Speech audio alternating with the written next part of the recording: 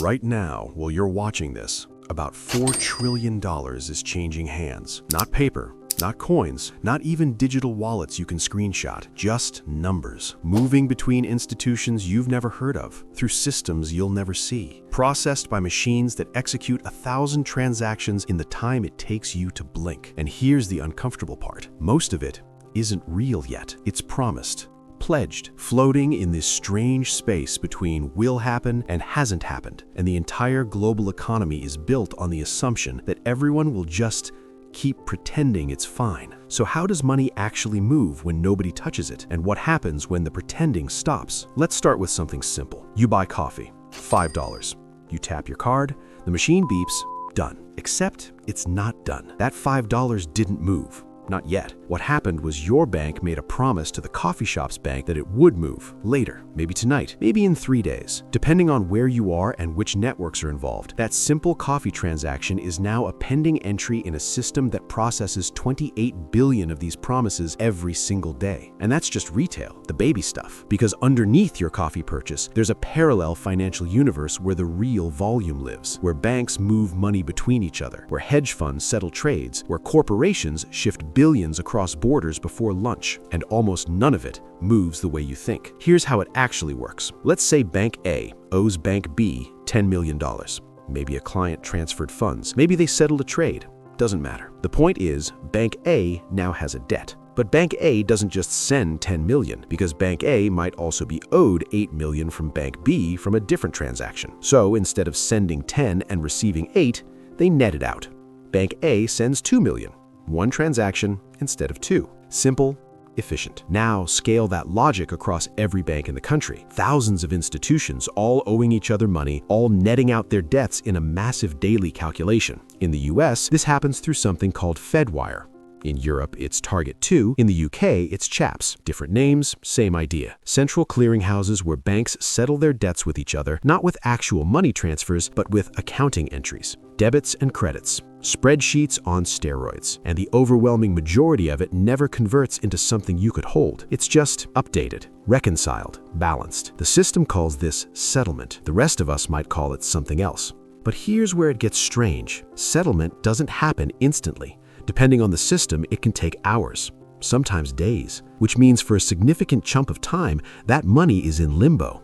It's been deducted from one account, but it hasn't arrived at the other. It exists as a liability on one balance sheet and an asset on another, but neither side can actually touch it. Financially, it's Schrodinger's cash. And during that window, banks do something that sounds insane until you realize the whole system depends on it. They keep moving money they don't technically have yet. They lend it. They invest it. They use it as collateral for other transactions because they're confident it's coming, and because if they waited for every transaction to fully settle before making another move, the entire financial system would grind to a halt. So they operate on trust and leverage and a truly staggering amount of real-time debt that nobody outside the industry talks about. In 2023, the average daily volume moving through Fedwire alone was over $4 trillion. Not held, not stored, just moved. $4 trillion of promises, all assuming everyone pays up when they're supposed to. There's a term for this gap between when money leaves and when it arrives,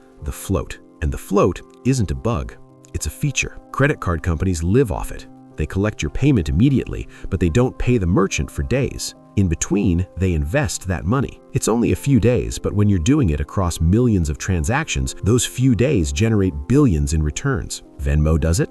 PayPal does it. Every payment processor on earth does it. They're not holding your money, they're using it. And it's completely legal, because technically they're just managing the settlement process, facilitating the movement. The fact that they're making money off the gap is just efficient business. But here's the thing, the float only works if everyone keeps moving. If transactions stop, if confidence cracks, if one major institution suddenly says, actually, we need to settle right now, the entire financial system has a problem because the money isn't there. Not all of it, not at once. It's in motion, constantly. And the second it stops moving, people start asking uncomfortable questions about how much of it was ever real to begin with. This is why for a while, crypto felt like a revolution. Bitcoin, Ethereum, blockchains. The whole pitch was no intermediaries, no settlement delays, no trust required. You send it, it arrives. Peer-to-peer, instantly verified by the network. No bank in the middle making promises. And technically that part is true, but the irony is that most people actually don't use crypto that way. They buy it on Coinbase, they trade it on Binance,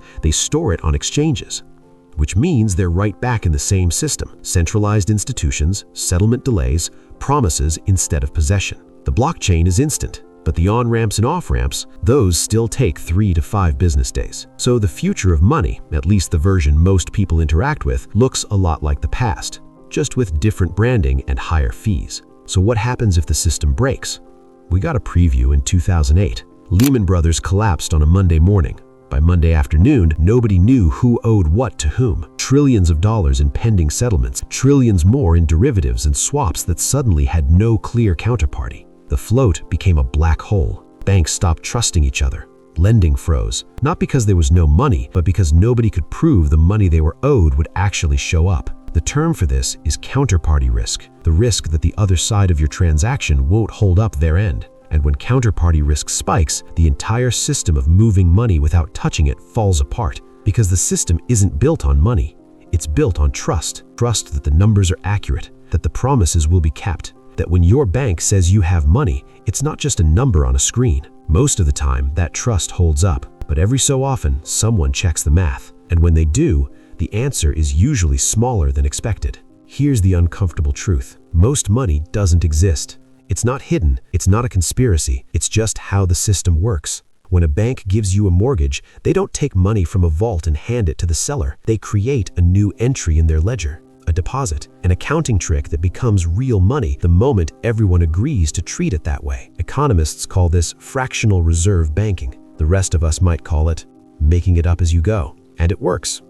Until it doesn't. Because the whole system depends on one simple assumption, that not everyone will ask for their money at the same time. Your savings account, the bank doesn't have it sitting there. They lent it to someone else, who spent it, and now it's in another bank, who lent it to someone else. The money is moving, always, and as long as it keeps moving, everyone stays happy. But stop the movement. Freeze the float, let the music stop for even a moment, and people start realizing that the money they thought they had was really just someone else's debt. So how does money move without anyone touching it? The short answer, it doesn't.